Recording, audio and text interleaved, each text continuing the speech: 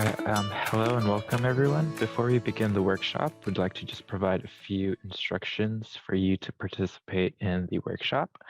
So as an attendee to this webinar, you'll be able to listen in with your computer audio. Alternatively, you could also call in using the call-in number that was provided to you when you registered for this webinar. This is recommended if your internet feed is unstable. As an attendee, you will not use the option to turn on your camera. Later on, we will have a question and answer session. Questions can be submitted through the Q&A box that's located at the bottom of your screen. If you type a question in there, it will be queued up on our end, and one of our presenters will be able to answer your question. We don't recommend typing it into the chat, as we will be adding different links and resources for you all in there. If you would like to ask your questions verbally, please use the raise hand feature.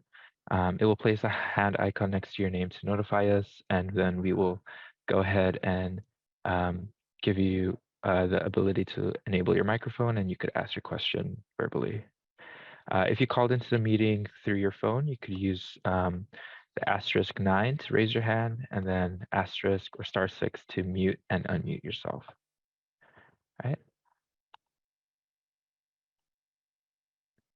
And lastly, we will be referencing the 2023 Standard Grant Guidelines document, which I will be adding into the chat. This would be helpful for you to, follow along with, because all the information presented slides will be found in those documents. You can download those at the link that I'll be dropping in the chat, or through the webpage that you see on here. Additionally, we also email these guidelines as an attachment for those who RSVP'd.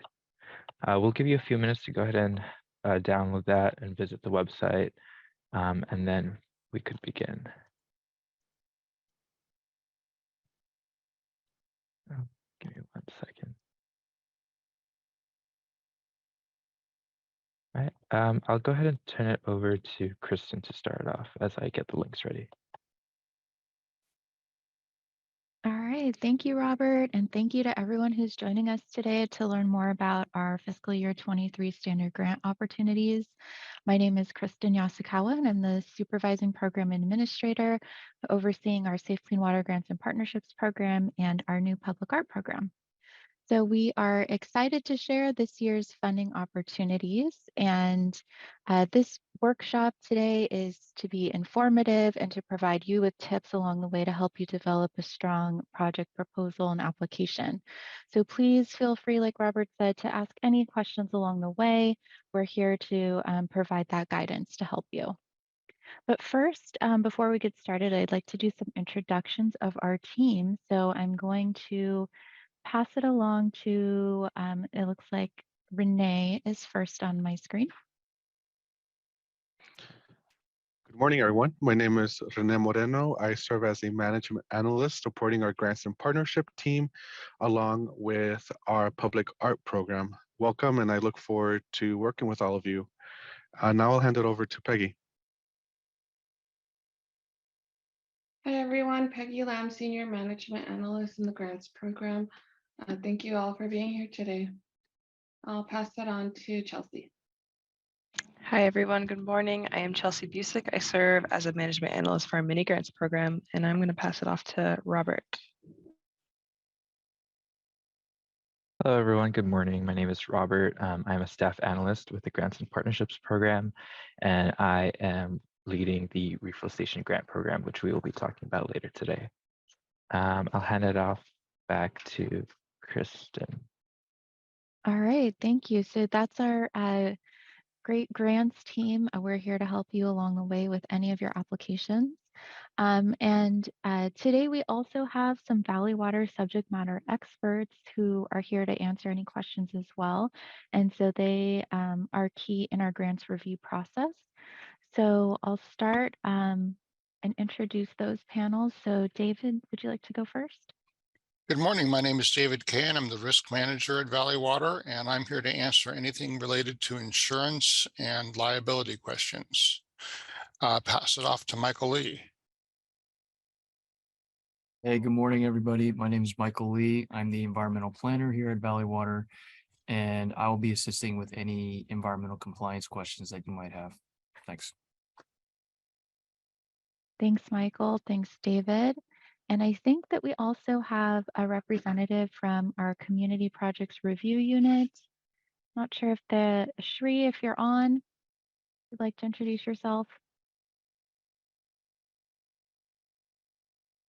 All right, he might still be getting transferred into. Yeah, sorry, I had this transferred from somebody. So okay, my name is Shri Daraskar. I work in the community projects review unit, and I'm here to answer any questions regarding encroachment permits and water resources protection ordinance, and general guidance on how to conduct projects. Great, thank you for being here to our subject matter experts. Also, before we jump into the main part of the presentation, I did want to just say that most of us are in the office today, and it looks like our bandwidth is a little bit shaky. So we may be turning our video on and off just to help with that as we're doing the presentation screen share, but we are all still here and available to answer your questions. So in case you're wondering why we're turning our cameras on and off. All right. So we are ready to get into why you're here today. You can do the next slide, please. Great. Okay, so this is just a really quick overview of our agenda and the topics that we want to cover today. As you can see, it's quite a lot, and we're hoping to touch on every aspect of the standard grant cycle and the application. As Robert pointed out earlier, we do encourage you to follow along with the standard grant guidelines document. Everything we're covering today is within that standard grant guidelines document in more detail and in more technical terms, but we are still hoping to cover all of that today. The presentation slides and all the recordings from this workshop, as well as from our previous two workshops, are going to be posted at our standard grants website. And just a pre-plug that we're going to be sending out a workshop survey at the end of the presentation and in a follow-up email. So we do encourage you to provide your feedback so we can continue to improve our workshops for the standard grants. All right. So I am actually going to hand it over to Renee to kick us off with the first section. Thank you, Kristen. Welcome again, everyone. So for those who are unfamiliar with our agency, we are the Santa Clara Valley Water District, also known as Valley Water. We are a public agency that's a special district of the state of California, most known as the wholesale drinking water provider for Santa Clara County. And our mission is really to provide Silicon Valley with safe, clean water for a healthy life, environment, and economy. The grant funding opportunities that we'll be discussing today are offered by our agency and are based on three pillars guiding our mission, which include clean, reliable water, flood protection, and healthy creeks and ecosystems. Next slide, please. The funding opportunities under the grants and partnership programs are funded through a voter-approved special parcel tax called the Safe Clean Water and Natural Flood Protection Program, which was renewed in November 2020. By working with cities, nonprofits, schools, and other community stakeholders, our grant opportunities aim to leverage community resources for efficient use of funds while increasing our partnerships and community engagement in environmental stewardship activities. Next slide.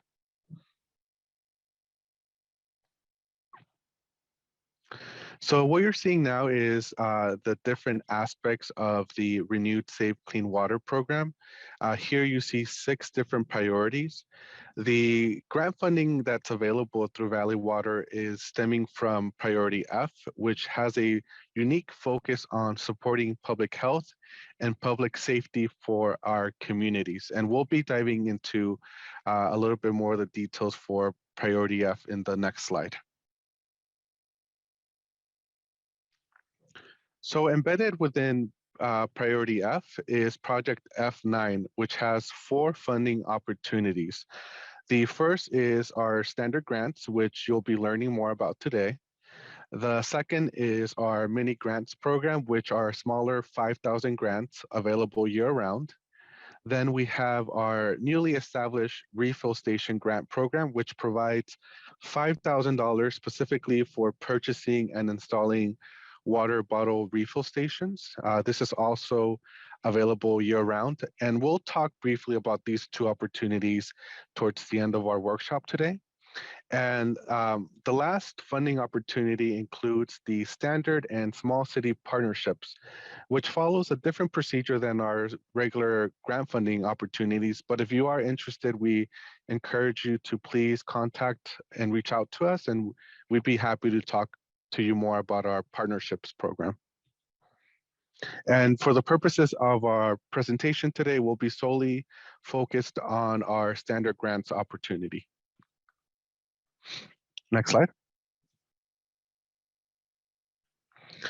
Before we start discussing the details of our standard grants, as mentioned by Robert earlier, we'd like to point out that at the footer of each slide, we've referenced the pages within our standard grant guidelines. So if you haven't downloaded the guidelines yet, this is a great opportunity to do that, and you'll be able to follow along with each slide. You'll be able to reference the particular page in those guidelines that you can refer to for more information. So for example, if you're following along, we are currently covering information that you can find on page 2 of the standard grant guidelines. So now to the focus of our workshop today is the F9 standard grants. And what does that entail? There are 5 project types that you can apply for under our F9 standard grants. Those project types include water conservation research, pollution prevention, volunteer cleanups and education, wildlife habitat restoration, and access to trails and open space. Under the recent renewal, we have consolidated the grant funding for increased accessibility with no minimum or maximum amount per project. And please note that it is unlikely that one single project will be awarded the entire standard grant amount available for funding this fiscal year, which we'll be discussing in the next couple of slides.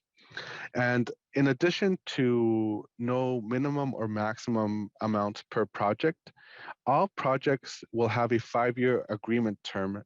And the intent of this is to help reduce the amount of amendments that we need to process for existing agreements. So it is important to keep in mind that as you're thinking about your project, you do have that 5-year time limit. Next slide. In regards to funding, so for fiscal year 23, we have $1.4 million available for our standard grants. The Valley Water Board of Directors may approve full or partial funding of the grant request amount, and this funding amount is solely based on the funding allocation matrix, which we'll be discussing later in the presentation. And again, you can find more details about the allocation matrix in our standard grant guidelines. It is also important to note that due to the competitive nature of our grant cycle, not all projects that meet the minimum requirements are guaranteed funding for this year. So the goal of this workshop is to really ensure that we provide all the information that will help you create a strong project proposal in hopes that you will be able to acquire the maximum amount of funding available. We are also very cautious and intentional in trying to seek projects that are very diverse in the project types, locations, and also sizes. Next slide. To meet our applicant eligibility, applicants must be one of the following, which includes any local agencies or municipalities, special districts, tax designated 501c3 nonprofits, schools, community colleges, or universities, whether public, private, or nonprofit. And we do offer some opportunities for-profit organizations, and this is our water conservation research grant. So just to ensure that we're transparent, for-profit organizations can apply to funding, but that funding is only for our water conservation research grant type. Thank you. Are there any questions so far? Okay. In reviewing the project eligibility, the following requirements must be met by all project types. First being that the project must be located in Santa Clara County or provide services to Santa Clara County residents. The second, the grantee must provide matching funds of at least 25% of the total project cost. This could come in either the form of monetary or in kind. The project must be completed within 5 years following the agreement's effective date. And eligible applicants may seek grant funding for multiple projects if the scope is different. So we do want to be mindful of each project proposal having a very unique scope. And the last item that I wanted to highlight is that only one grant may be awarded for each project that you're submitting. So if you're doing one project that might fit into multiple project types or funding areas, we strongly advise that you review the different project types and align yourself with the strongest fit. And that you'll be able to get a sense of what that strongest fit is by reviewing the requirements for each project type that we'll be discussing, and you can find that in the standard grant guidelines. Next slide. In regards to the ineligible projects, there are a couple of items that we need to keep in mind that we aren't able to provide funding for, and that includes feasibility studies, any master planning, mitigation projects designed to meet any regulatory or permit obligations, the operations and maintenance of projects or programs, and the last being any land acquisition unless it's specifically deemed for use in habitat, special restoration, or protection. Next slide. All right, so now moving into our overview of the grant application timeline. So the standard grant cycle started on January 11th and will be closing on March 10th at 11:59 p.m. So that'll be next Friday. Applications submitted after that time, so after March 10th at 11:59 p.m. will not be considered. Please note that we are only accepting applications through our online grant management system called Flux, and we'll be discussing that later in the presentation. This, as mentioned by Kristen, this will be our last workshop that we're hosting. We held 2 workshops previously, one in January and one in February. The recordings for those workshops, as well as for this one, you'll be able to find on our Valley Water YouTube channel. So once the application closes on March 10th, our team will conduct a compliance review of all complete applications to ensure that they are meeting the minimum requirements previously presented. Once our team conducts the compliance review, then we send the applications to a panel of Valley Water subject matter experts who will review the application and evaluate it through April 21st. The evaluation panel will score the proposal based on the specific project type rubric in the grant guidelines. And the average score for each application will then be used to make our funding recommendation to the board of directors. So again, there's a strong emphasis on understanding the rubric. So being able to craft your project proposal to meet all the requirements in that listed in that rubric.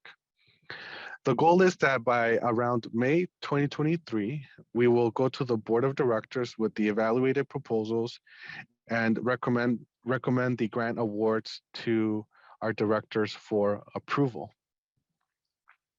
Next slide. So once the board of director approves the funding, our team will provide the award notices to all applicants. We expect that to go out in June of 2023. If you are awarded, we will be working with you to execute an agreement. In addition to the agreement, we'll also be working closely with the grantees to finalize the scope, schedule, and budget submitted for the award proposal. We will require for both parties to sign off on the agreement, which will then execute the agreement. Once the agreement is executed, the agreement execution time may vary based on the complexity of the scope, CEQA review, permitting, and the grantee's ability to respond to any required follow-up documentation or clarification. So our team will be working closely with you and your team to ensure that we have all the documentation in place to successfully execute your agreement. Following the agreement's effective date, you may begin to conduct your project work and also begin the invoicing. Are there any questions before we proceed?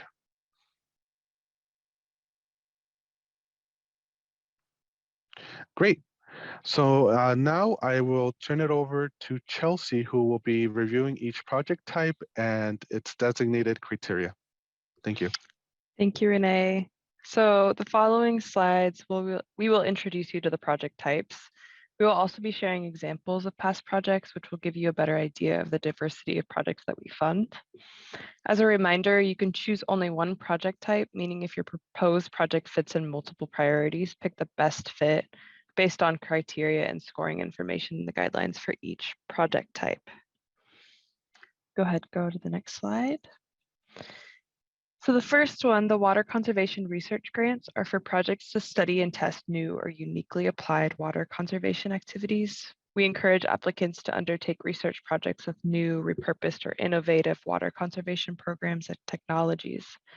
The primary goal being to identify water-saving devices and strategies that can assist Valley Water with its water conservation efforts. The funded project should be able to measure how much water is saved. And this is the only project type that for-profit organizations can apply for.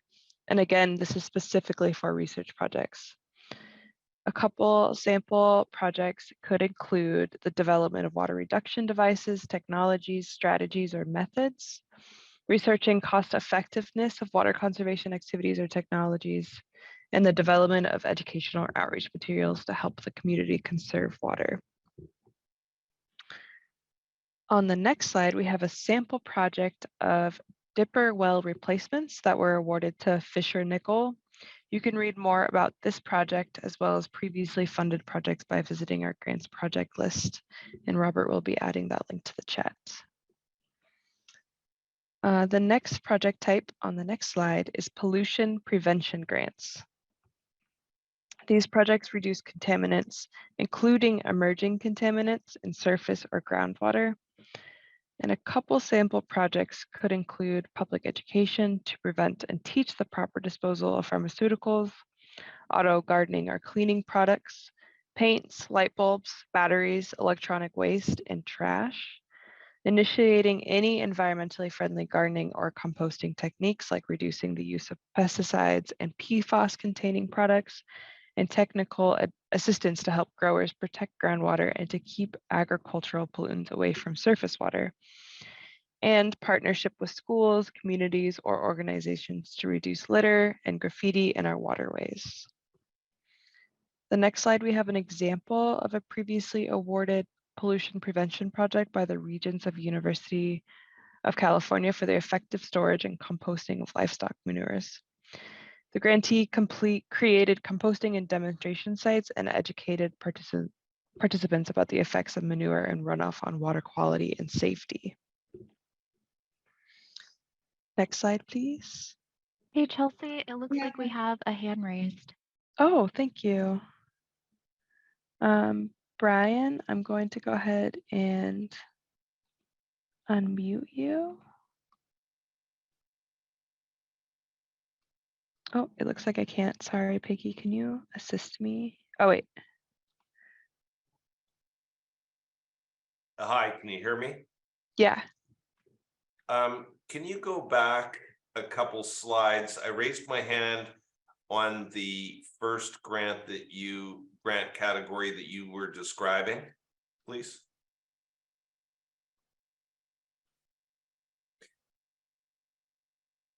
Back one. That slide. Okay. Up forward a slide. They don't have numbers on them. Okay. So here it says identify, whoop. Oh, sorry, my thing might be lagging a little. Are you talking about the water conservation grants? Yes. Okay, so let me go back. Sorry to do this second. Okay. Okay, this should be the one. It says water conservation research grants. And then it says identify water savings devices and strategies that can assist Valley Water with its water conservation efforts. Sample projects, develop water reduction devices, etc. Research cost effectiveness of water conservation activities / technology. And then the third point is develop educational or outreach materials to help the community save water.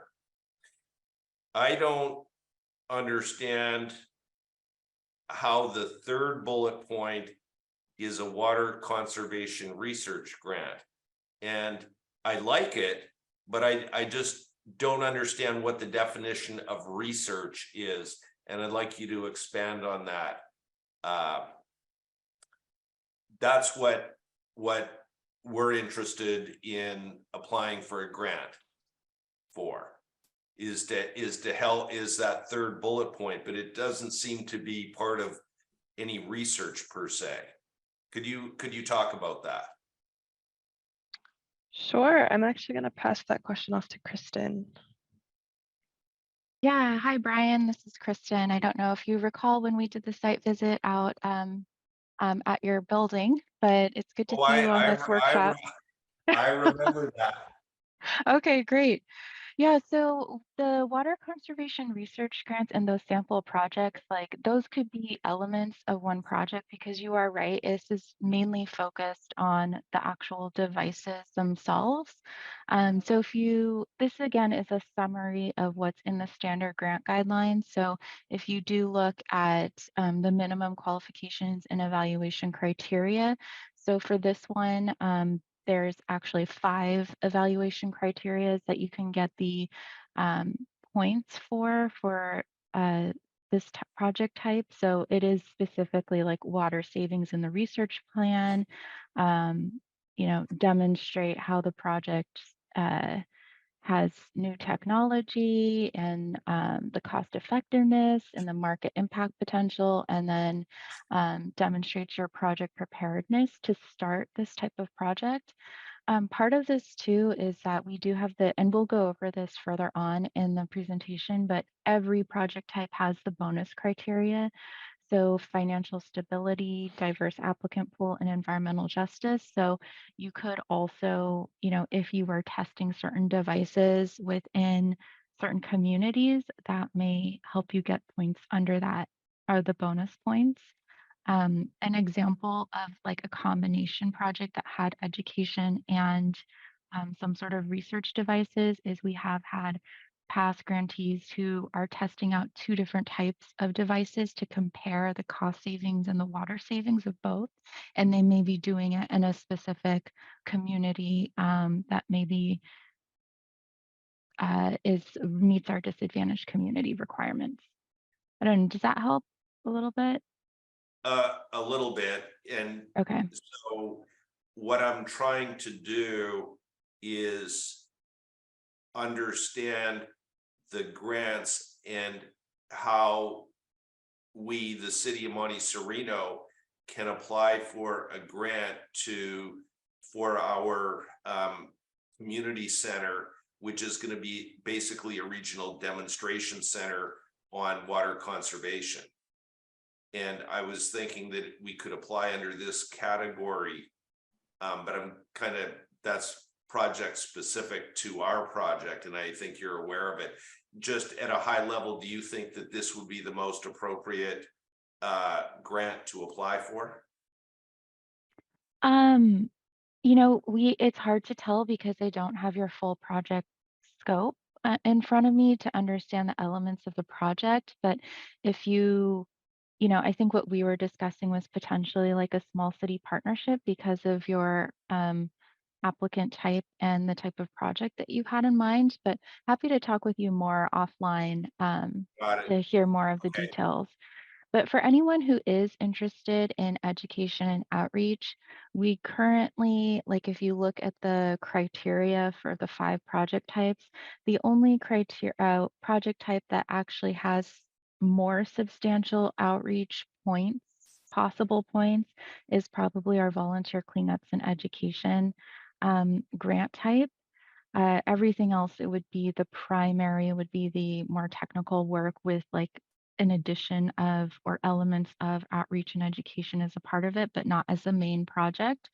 And that is something that we recognize is a need in the community, and we've gotten feedback on it. So we are hoping to redesign our program so that we can have more points in whatever category for education. So just know that it's on our radar and hopefully changes will be coming soon for that. But Brian, did we answer your question for now? Yes, you did. Thank you. All right, I'll yeah. listen in the small cities part. Okay, great.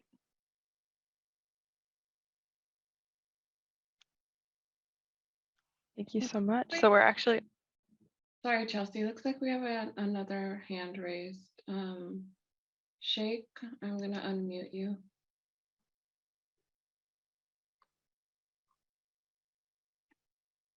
Oh, can you hear me? Yes. Yes.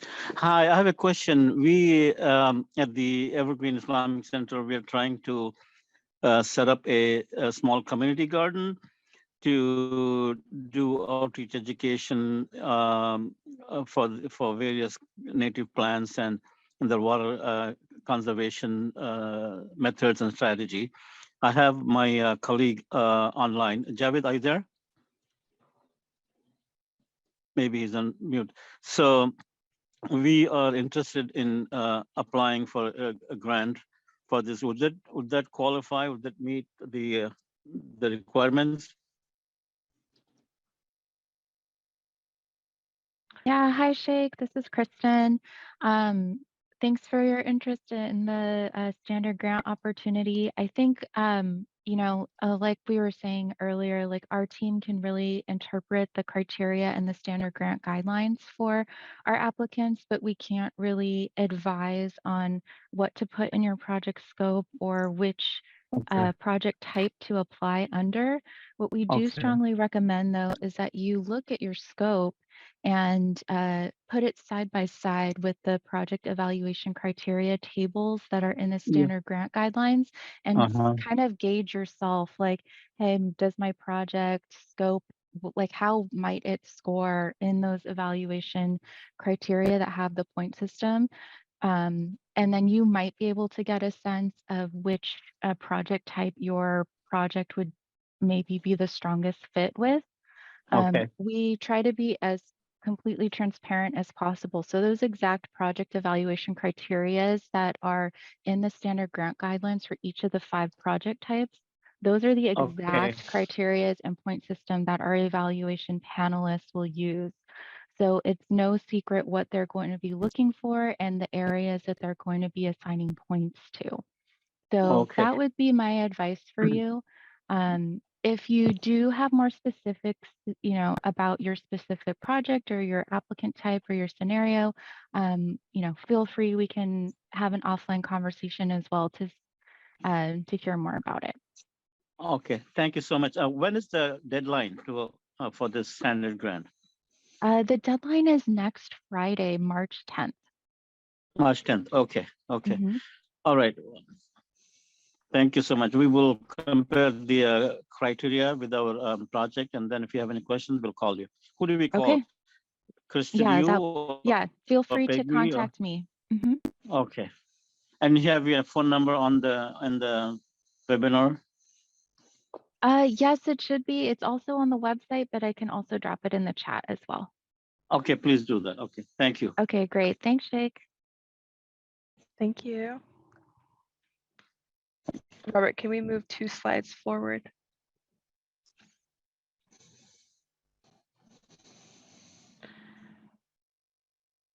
All right, so volunteer cleanups and education project types. So these grants are for projects that support creek cleanup, education, outreach, and watershed stewardship activities.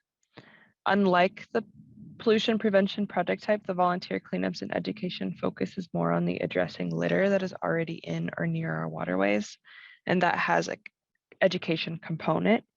A couple sample projects include providing education and outreach activities on the need for clean, effective creeks and waterways in under-resourced communities, organizing cleanups with volunteers from local public schools, developing and implementing curriculum around the relationship between water quality and riparian area health for local businesses and their employees.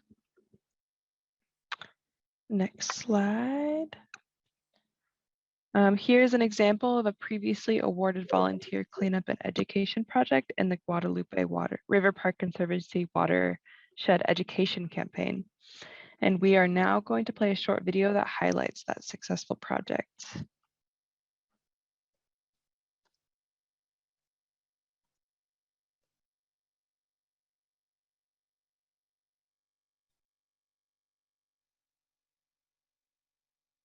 Hi, I'm Joe Salvato, Deputy Director with the Guadalupe River Park Conservancy. We're right outside the Visitor and Education Center for the River Park and Gardens. We've been really fortunate to have Valley Water as a partner through their grants program. We see a lot of alignment between our mission and goals for community health and connecting people with nature and each other. And really, the project funding has allowed us to do that.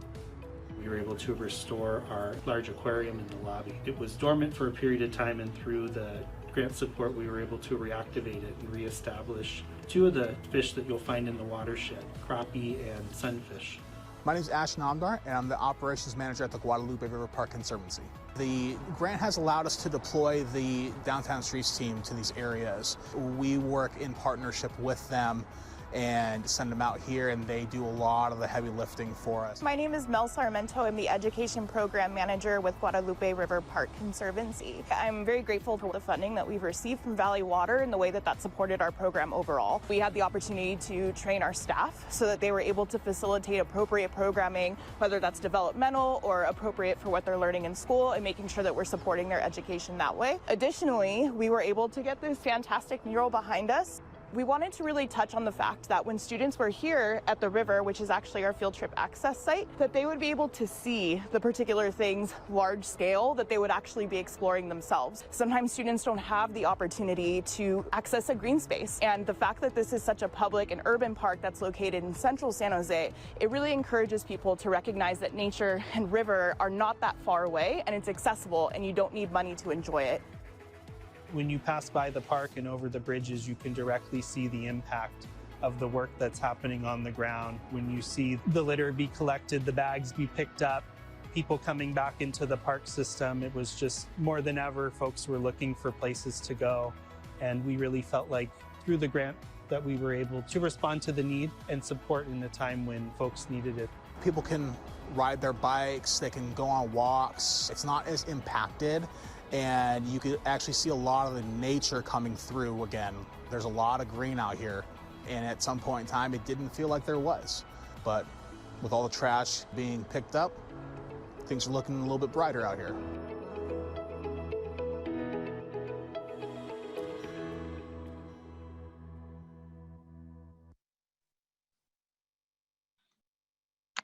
Thank you for playing that video.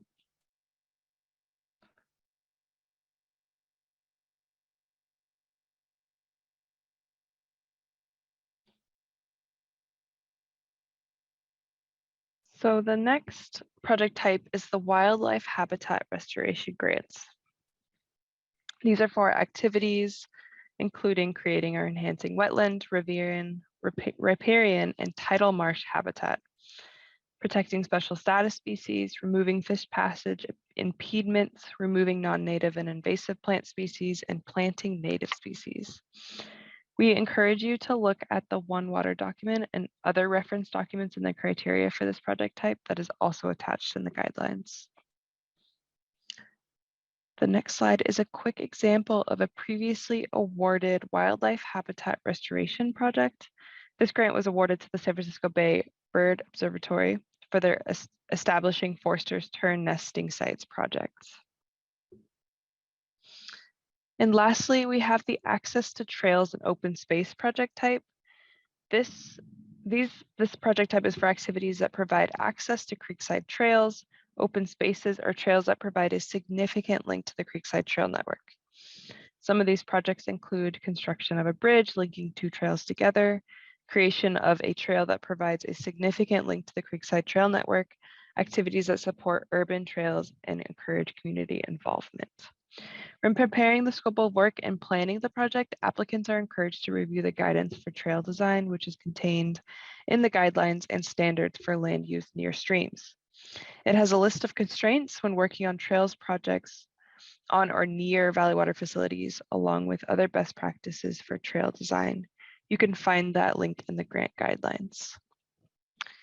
And our last example project today is the County of Santa Clara's Calero Reservoir Oak Cove Trail construction.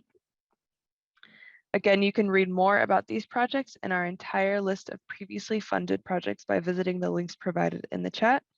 And I'll go ahead and hand it over to Peggy to go over the evaluation and funding criteria processes. Hi, Chelsea. I think I'm actually going to take over the next section. So hi, everyone. Thanks, Chelsea, for that information. So we could go to the next slide.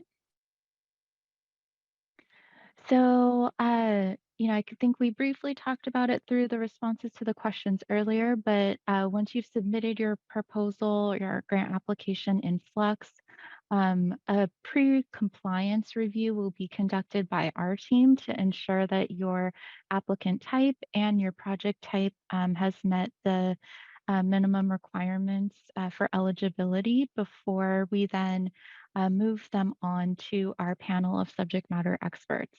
So as I mentioned earlier, our grants team administers this process and we are not on the evaluation panel. We do have subject matter experts for a different panel per each grant project type to evaluate the applications and make the grant award recommendations to our board of directors. As I mentioned earlier, they do use the exact point system and criteria that's in the standard grant guidelines. So the criteria for each project type is very important to thoroughly review. Like I mentioned earlier, we do recommend that you go through that very clearly, and it's not mandatory, but some grantees in the past who have been successful even copy that criteria table and write their own responses to every single criteria to clearly demonstrate to the panel that they believe they meet those criteria. Again, not required because we will have the other application materials, but that is something that some prior grantees have done. And then there is a unique grant funding allocation matrix for each of the 5 different project types. So after the evaluation panelists each score every application, we then average the scores of all of the evaluation panelists per grant type. And then that average score for that application will then be applied against the grant funding allocation matrix. And that again is in the standard grant guidelines. So as you can see here, if you're in a certain point range, then you would be recommended for either 30 to 69% funding or 70 to 100% funding. And that would be the way that we determine the recommendations to the board. And so each project type has different point values. So everything is in the standard grant guidelines. There are some that are out of 200 points and some out of 100 points. All right, so we can go to the next slide. And again, feel free to ask any questions along the way as well. All right, so these are the bonus points that we talked about briefly earlier. So there's a total of a possible 15 bonus points available for these 3 different items. So the first is financial stability. So that's if more than half of your required match funds come from a monetary source and not in kind. So of your required 25% match, if you have more than 50% that is monetary instead of in kind, which would be like volunteer hours or something, then you would be able to, or you're also able to demonstrate that you have the strong financial ability to carry out the project, then you would be able to get the 5 points for financial stability. The second is if you are a first-time standard grant recipient, and so if you've gotten a mini grant or a refill station grant or a partnership before, and it's still your first time applying for a standard grant, you would still be eligible for the 5 bonus points here. And then we do have the environmental justice, 5 bonus points, and we can go into that in more detail in the next slide. But for the 5, all the bonus points, you either get 0 or you get all 5. There is no in between. All right. So for the environmental justice bonus points criteria, we apply our board's approved definition of the disadvantaged communities to the bonus points for this environmental justice criteria. So there are 3 different maps that we use to identify if a project is serving a disadvantaged community. So the first is the low income households. The next is the low income census tracts. And then the third is the disadvantaged community areas defined by the California EPA. So in the standard grant guidelines, as well as in our frequently asked questions document, which is like a supplemental to the standard grant guidelines, we have the direct links to these 3 maps. They're mapped in a GIS format, so you can check to see if your project is in any of those areas. And they only need to be in at least one area or on one of the maps to receive the environmental justice 5 bonus points. All right, we can go on to the next slide, please. Okay. So, say you get through the whole process and you have been awarded your grant funds. So some things to keep in mind about, when putting together your budget and thinking ahead to what may be reimbursable. So your funds, grant funds, cannot fund any pre-award costs. So that's like your time putting together your application or your time attending this workshop today. That's not eligible for a grant reimbursement. And then also, because we are funded through our taxpayer dollars through our special parcel tax, as Renee described earlier, all the work that we fund through our grants program must have public access. So it must be free to the public. And we cannot fund any proprietary work where the product of the work can't be released to the public. And then our grant funds, when it comes time for payments, it's all based on a reimbursement. So this is different from the other grant opportunities that we do offer. So for the standard grants, you can invoice as often as quarterly. You would need to submit an invoice along with all the supporting documentation on your deliverables, as well as for the costs you're requesting reimbursement for. And you need to also provide supporting documentation to demonstrate your match funds are still being met. And then once that's verified and approved, then we would be able to issue the payment reimbursement. And then another just note, again, this is getting ahead of ourselves, but when it comes time to implementing the project, the final 10% of the grant award amount may be retained until the complete project is completed. So we understand that the grant funding you may be requesting pays for a portion of a total project. And since the intent of our grant funds was to leverage community funds, and we will be looking at your project from the total project benefits, that even if, say, certain pieces are paid for out of reimbursed from the grant, we will withhold that final 10% until the total project is completed and you meet all of the benefits that you initially applied for the total project. So that's just something to keep in mind as well. All right, next slide, please. Okay, so if you feel like, your project idea in your organization is good with everything we've talked about, now we can get more in detail into the proposal requirements. And in the proposal and the application, we kind of use those terms interchangeably. Okay, so next slide.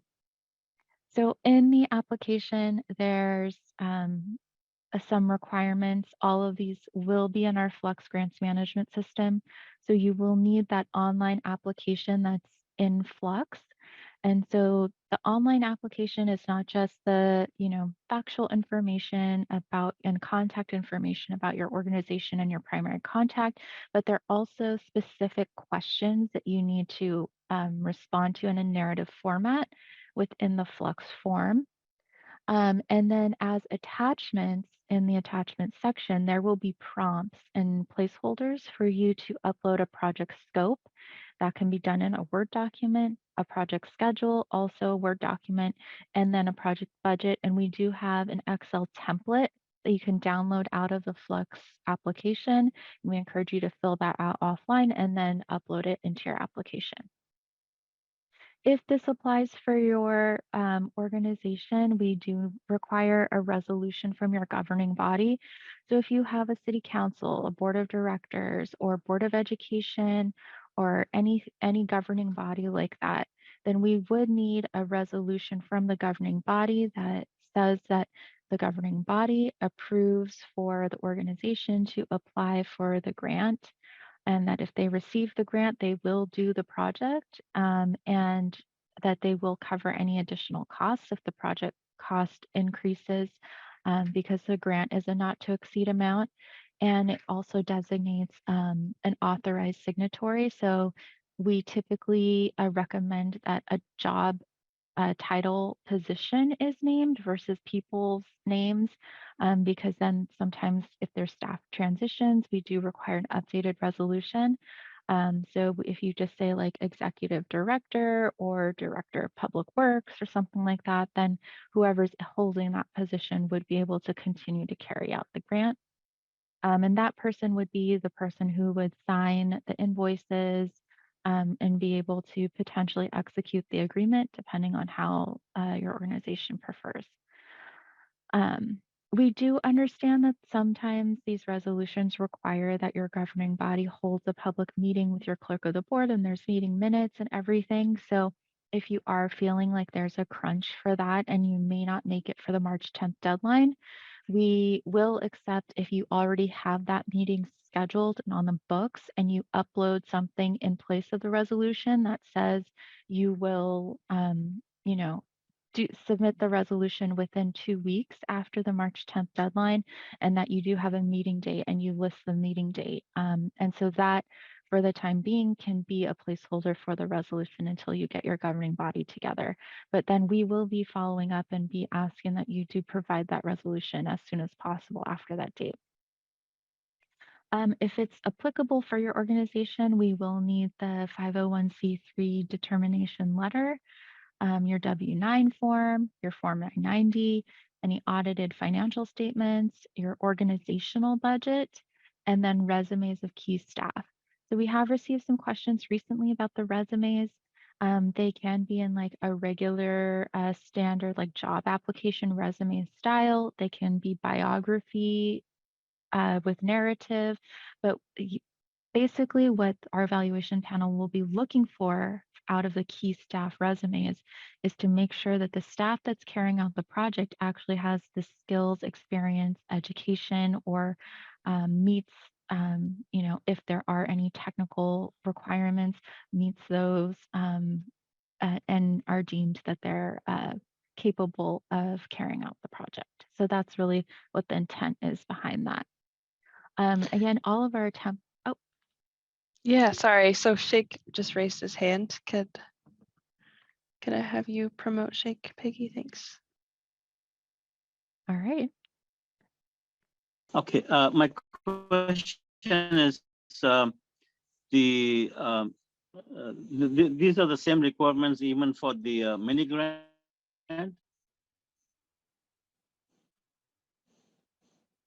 I'm sorry. I think I missed your, it's kind of cutting in and out for me. Okay. These are the same requirements. The same requirements apply for the mini grants too? No, not necessarily. So the mini grants okay. has a streamlined application. It's a different online application, but it's also accessible in Flux. We don't require the audited financial statements, organizational budget. We do not require resumes from key staff. We do still require the W-9 form. We don't require the 501c3 determination letter. It depends on the type of organization you have, of what maybe existing resolutions you have on file already might be possible. There's a little bit more flexibility. And then we don't require a separate scope, schedule, and budget. It should all be within the Flux application. So it's a lot more streamlined. Okay, thank you. Thank you. And then Brian also has a question. All right.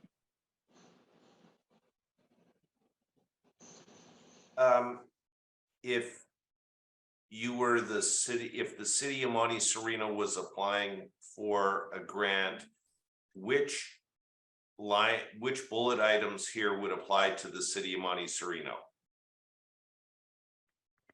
So probably all of them except the 501c3 determination letter. The audited financial statements and organizational budget, typically, the term is escaping me right now, but there's that standard public agency budget style that's used and produced like annually for every public agency. Oh my gosh, I can't remember what the acronym is for it, but that can be accepted. We have our financials, our audited financial statements for the year ended June 30th, 2022. They're being prepared right now, but I mean, we're a city, we get audited every year. Yeah. So that. So we would. What about the organizational budget? Do you need that? Yeah, if you have like, so sometimes if your city's certain department, it would be, you know, providing the 25% match or would be the ones administering the specific project. The department budget is usually fine at that level. Okay, and resumes of key staff. How many resumes are you going to want to see? If you have a couple project managers, or if you're doing some sort of like trails project, you might need an engineer or somebody like that who's going to have a technical expertise for that type of work. If you're doing like wildlife habitat restoration and there's somebody like a biologist or somebody that you're going to either in-house or a sub-consultant that you're going to bring on with that expertise, like we would be looking for things like that, even for a public agency. Got it. Thank you very much. You've answered my question. Okay, great. Thanks, Brian. We have a message in the chat. Is it CAFR for financial statements? Yes, the CAFR. Yes, thank you. Whoever that was, thank you. There's so many acronyms in our world, but all really good questions, so keep them coming. All right, we can move on to the next slide. Okay. So, as we went through the list of what would be required for your application, one of those items was the project scope. So the project scope does not have a set format or anything, but just know that our evaluation panelists will need to read through your scope and be able to understand from your scope, if your project meets those criteria that are in the standard grant guidelines. So again, we do encourage you to make sure your scope does touch on everything that's in the criteria table for the project type you're applying for. But we do see good scopes that do include like a project summary, description of the project location. Like it's really important to know who owns the land of the project that you're doing if you're doing a physical project. Any of the community served and demographics. So we recognize that maybe your location is a county park, but the community served could potentially be the full county. We understand the difference between the physical location and community served, and we'll look for that. Any project partners. So if you are a nonprofit organization and you're going to be partnering with a public agency or other nonprofit organizations or schools or something, any description about how those relationships work, if there are any MOUs or agreements already in place or history of working together that demonstrates that you're going to be a strong team, that would be great and really strengthen the scope. And then in the project tasks, those are supposed to be detailing out the steps it would take to complete your project. So talk about the approach, any subtasks to the task, any metrics and deliverables specifically from each task.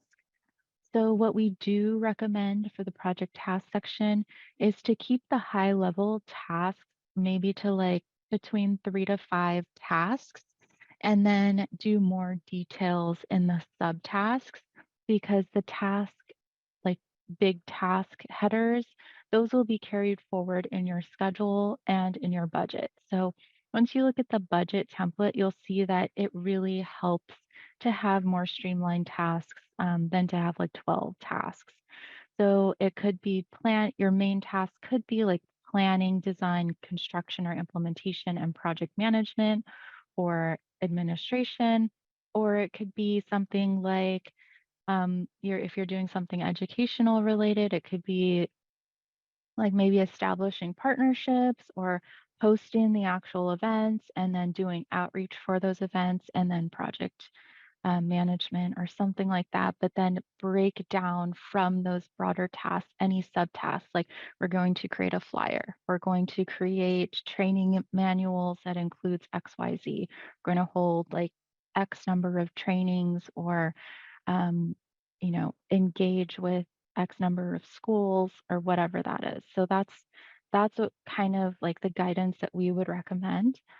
And then we do encourage that you include any plans for any project operations, maintenance, and monitoring, and that can be during the life of the agreement term and also beyond the life of the agreement, especially for those projects that are like building a new trail or doing habitat restoration. It will make your project stronger if there is an organization or agency that's going to be maintaining it into the future beyond the life of the grant itself. And then the project team. So again, just the key people who will be either leading or implementing the work and to ensure that they have those the qualifications, education, experience, and skills to do so. Because we just and you'll see that also reflected in the criteria as well. Most of the grant project types do have that as a criteria. So it's really important, again, to read those criteria, and then I'll make sure you're somewhere in the scope you're able to touch on all those topics. All right, we could go to the next slide. Okay, so the next item that you will be uploading into your Flux application is the project schedule. So again, like I mentioned, matching the tasks that are in the scope and the to the tasks that are in the budget and the schedule. So that will help the evaluation panel see how the 3 documents are linked together and it's easy to follow. We do understand that you're doing your best estimate at this point in time, and we want you to be realistic because our subject matter experts, they do know what, like market rate might be for certain things. So we don't encourage that you try to overinflate your tasks. A question that we have gotten in prior workshops is, can you build in inflation increases? And yes, if you would like to do that, just to account for any changes in the future, you're welcome to do that. We would just recommend that maybe you also have a narrative description of what percentage you're accounting for and why, as like a supplemental that goes along with your oh, sorry, I'm talking about the budget. That would be for the budget. But the schedule, yes, realistic best estimate for how long the work is going to take. But what we will really be looking for is it feasible for this project to be completed within the 5 years of the agreement term? We understand that there may need to be schedule shifts based on the agreement execution and, CEQA review and permitting. So if you do get awarded and we execute an agreement, there is the option for up to 3 amendments, but they are very lengthy processes and we only want to use them if necessary. Our board kind of discourages doing those amendments. There's no guarantee they will be approved. And then our agreement execution process does take a while because, as you can see, we route all of our grants, awarded grant grant projects through all of our subject matter experts, plus our legal team as well. And we do have to figure out sometimes a new scope, schedule, and budget if there were the grantee was not awarded 100% of the funding they requested. So when building out your schedule, we encourage you to either use seasonal dates and maybe nothing starting earlier than September of the same year of 2023. And then you can use any format. A very standard format is if you create a table. But you can tailor whatever works best for you. All right. Moving on to the next budget. All right. So again, same note here as the schedule and the scope. Make sure the task names are the same. Like I started to say during the schedule, is please be realistic with your budget estimates and do your research of what things might actually cost. Please don't try to overinflate the hourly rates or any of the direct costs, because when it does come time for reimbursement, we will only reimburse for what the actuals are, even if they are different than what was in your budget. And so what I was starting to talk about before too was that if you want to build in an inflation percentage or something along with, over the 5 years, you can do that, but please just we recommend writing up some explanation about that and why it's important for this project and how much you're accounting for. So again, that will help our evaluation panelists review your budget and get an understanding about your approach and what you're accounting for.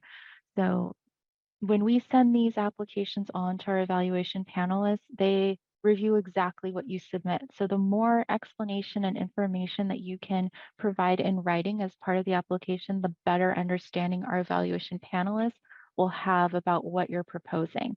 Then they don't have to make any assumptions or because never know what those could be.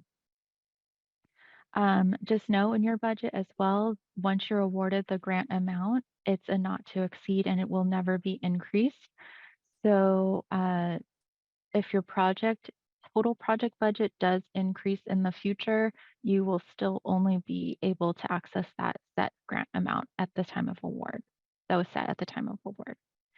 And then please include all contributions listed there that make up your 25% match, and that includes the in-kind. And then we do have a guidance link for calculating the value of volunteer hours. So if you want your volunteer hours to be equated to a dollar value, I believe we go with a national independent sector valuation for volunteer time, and that is listed in the standard grant guidelines and in our FAQs. I think it's around $34 this year. So you can use that to calculate your in-kind value. And then just a note about how 80% of your grant funding must go toward implementation. So that could be actually implementing the education, not the planning. It could be actually constructing the trail or implementing the restoration efforts, but not going toward any planning or design. So those are some of the thresholds that our team will look for as well before we move it on to our evaluation panel. Hey, So, Kristen. yeah. Quick question, or just a statement. So we have about 15 minutes left, and we also have a question in the chat. Okay. Is there a cap on administrative overhead costs, like 10%?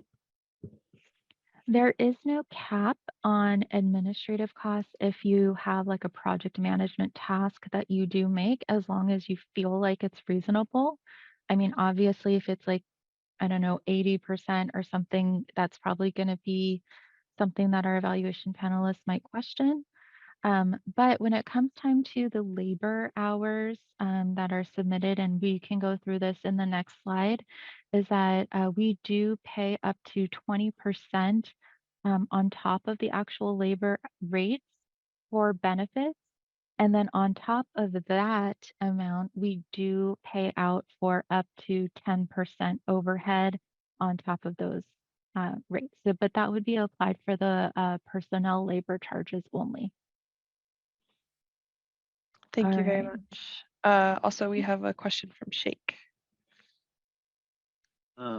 Yeah, so there is a requirement of 25% matching fund in cash or kind or combination. I'm sorry, that was, I think it might be on my end. It was breaking up a little bit. It's probably my end. Is there a 25% matching fund requirement? Yes, there is. Okay, so it can be both cash or kind or a combination. Yes, it can be a combination. Okay. All right. Thank you. Great. All right, so we do recognize our project budget template. If you haven't seen it yet in Flux, it's a downloadable Excel document from the Flux application. And Robert, are we able to just pull that up in more detail, or for the next slide? Great, thanks, Robert. All right, so what I'm going to do is walk you through this budget template very quickly again, since I was reminded of our time left. But if you have any questions about how to fill this out, again, feel free to contact us directly offline, and happy to walk you through it based on your scenario.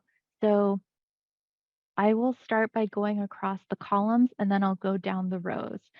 So in the columns, if we start in the gray column, the total project costs, that is the total amount that it's going to take to complete the total project. And that's going to be the sum of the three columns to the right in the dark blue.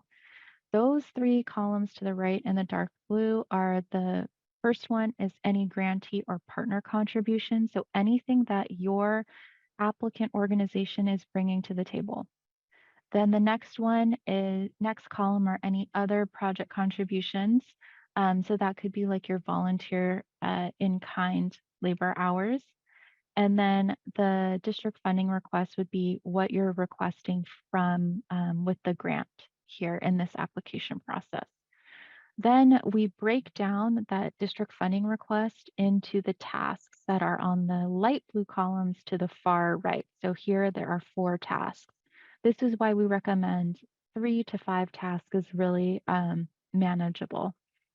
You will tailor your task titles to whatever your project is. Make it make sense for your project. And then you will add in your estimated amounts for each of the tasks. At the bottom, it will say grand totals. When it comes time to executing your agreement, and if you have any changes, we will be looking at the task totals. Those are very important. A staff can approve a budget adjustment if it's up to 10% of one task being moved to another task. So the reason why, again, we recommend the 3 to 5 tasks is because that means that 10% amount that staff can approve, if there are any changes that needs to be moved to another task, that amount is higher.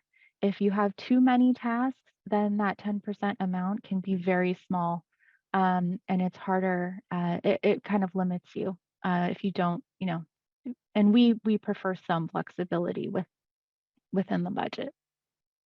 Then if you go down the rows, so the top section of the rows are personnel services. So you can include labor hours for anyone who's directly employed by your applicant organization.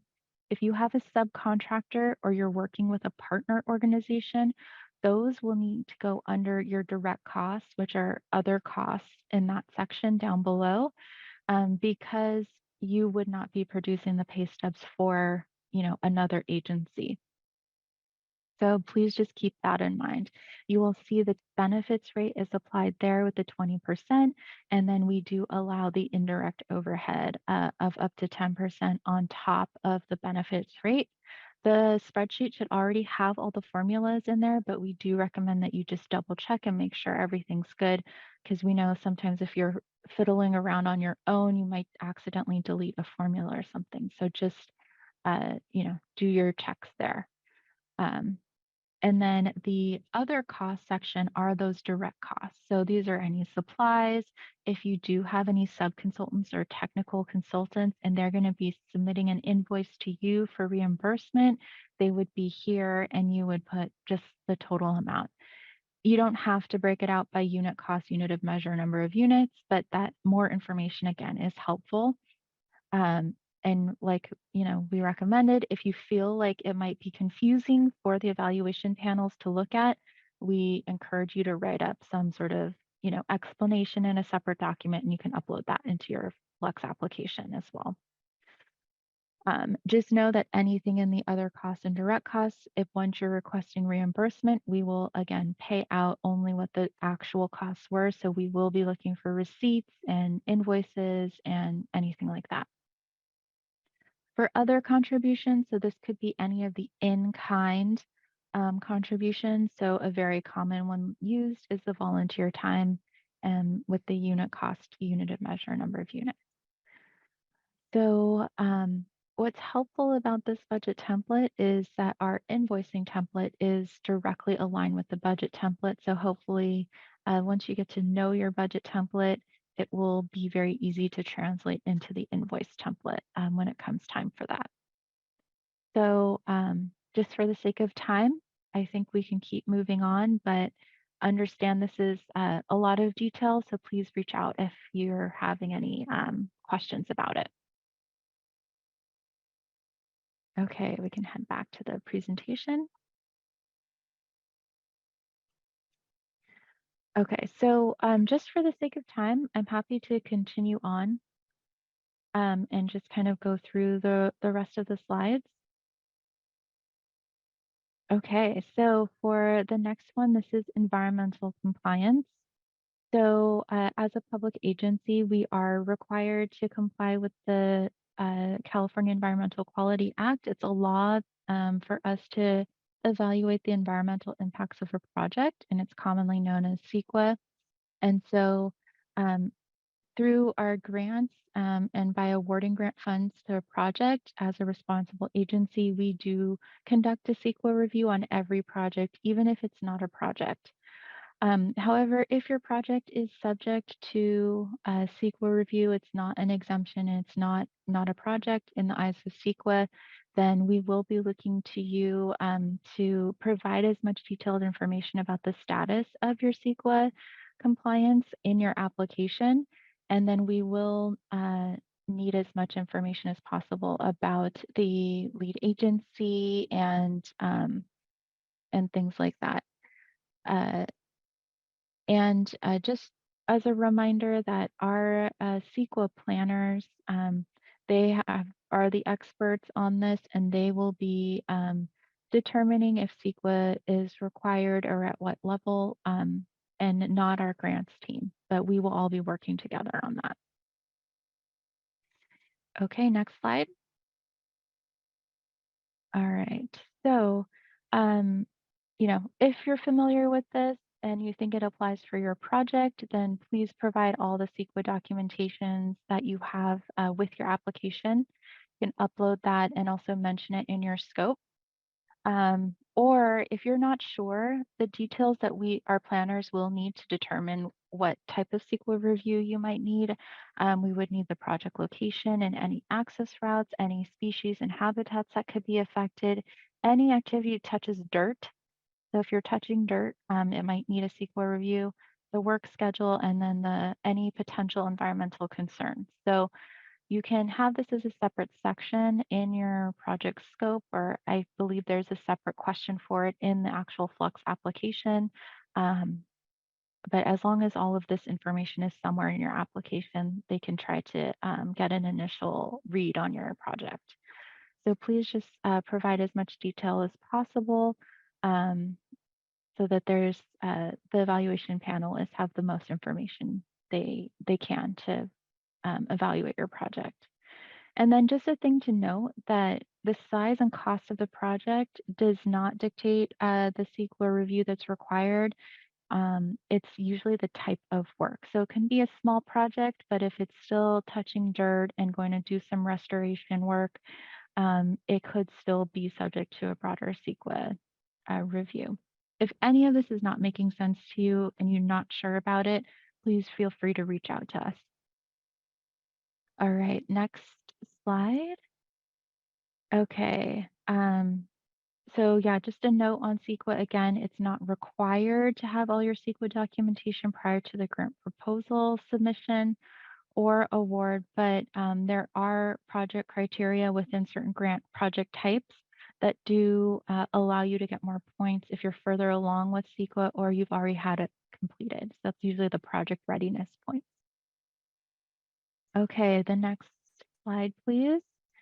So the next slide is about permit compliance. So whenever you're doing work on at a physical location, even if it's a school education program, we do require that you have the proper permits before starting the project and that you can demonstrate that you have permission to be on that property and conduct those activities. So if you can show progress in obtaining any of those required permits in your application, again, that might help in your scoring depending on the project type. And then it just helps with our evaluators to see if how much research has been done about this project. It's less unknowns if you've already done this research, but it's not required. If your project is on Valley Water property, so Valley Water owns the property or Valley Water has easements on the property, then you may need to get a permit from Valley Water through our Community Projects Review Unit. So again, our Community Projects Review Unit staff will make that determination. And if you are a grantee and you were awarded a grant, your permit fees will be waived. And then our grant staff will also assist you with that process. All right, next slide, please. So if you already know that you have permits or you know that you will need to obtain permits to do your project, please submit and include in your application as much information about the status or your actual permits or anything like that. And then be prepared to submit anything, any new developments after you're awarded and prior to performing the scope of work. All right, and then the next item is insurance. So this is the last big requirement. You do not need this at the time of application, but this will be required before we execute the agreement. So after you're awarded and we're putting together the agreement, you will need to adhere to the insurance requirements. What those are listed in the standard grant guidelines, so it's not a surprise to you. All of your insurance, to meet the insurance requirements, that is not a reimbursable cost through your grant project. It has to be paid independently by your organization. And then depending on the type of project you have, we can make requests to our risk manager to waive any pieces of the insurance requirements. Like if you don't have any vehicles, maybe you can waive the auto requirement, or if you don't have any actual employees, things like that. But that's on a case-by-case basis, and there are no guarantees about any of the waiver requirements or waivers being approved. And then, like we said, all of this will be needed prior to executing the agreement. So again, if you have any questions about this, please feel free to reach out to us. All right, next slide. Kristen, we have about 3 minutes left. All right, I'm gonna just speed through the rest if that's okay, everyone. My contact information's in the chat as well if you want to do a follow-up. So yeah, the next slide is just a reminder, applications due March 10th, and you can access the online application at our Flux portal. You will need to do a registration. If you have not registered in our Flux portal, you have to register your organization and create a username and profile for yourself. This is a manual process, so our team is on the lookout for these registration requests, and we'll try to approve them as soon as possible. But once you do get approved in our system, then you can go in, you can update your password information and access the grant applications. All of the detailed information about how to access Flux and create an account is also in the standard grant guidelines, but feel free to reach out. All right, next slide. Okay, so if you can't tell by this slide, important reminders, you see it all highlighted, is read your standard grant guidelines. That's going to be the most thorough information that we can provide to you. It has technical definitions as well. We also encourage you to take a look at the frequently asked questions that are posted on our website, and then begin your application early because the proposals will not be accepted after March 10th. And that is a hard deadline. We cannot accept anything after that. All right, and then, this is all about our standard grants. In the next slide, we have 2 other grant opportunities that Renee mentioned at the beginning of our presentation. We do have our mini grant program, and the next slide is also our refill station grant program. We have more information about both of those on our website as well, and feel free to reach out if you're interested in either of those other grant opportunities. But they do not have a hard deadline. You can apply year round, and there's much more support that our team can provide to you during your application process for those. All right, so hopefully we're making it right on the dot at 11:30, so we can get you out of here on time. But here is our team's contact information.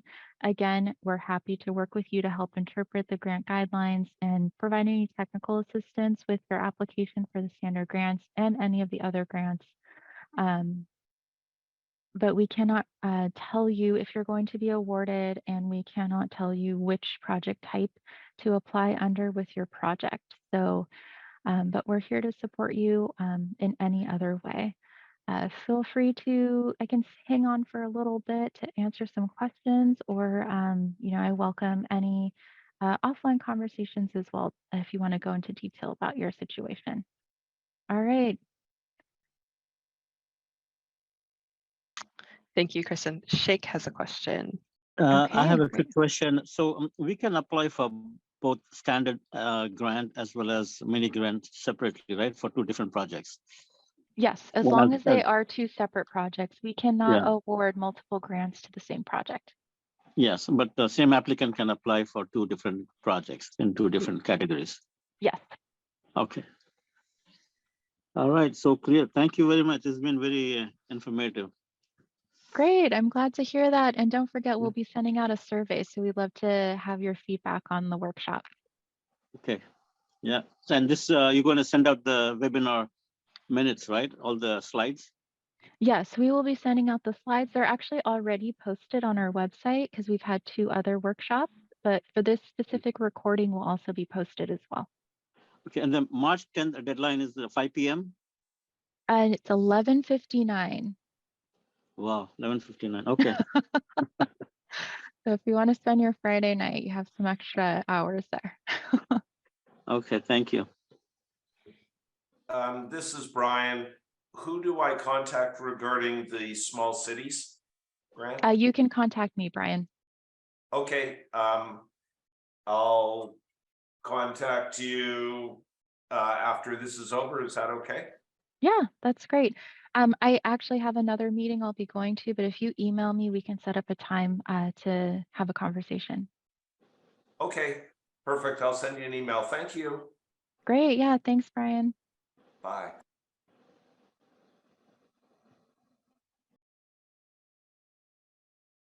All right. Well, thank you so much. We had some really great questions, and we hope that you know you're still interested in applying for our standard grants, and we're happy to talk with you offline, like I said, about your specific situation. And we look forward to reviewing everyone's applications. All right. Thank you so much. Thanks also to our grants team and our subject matter experts for being available for questions today. All right. Have a great day, everyone.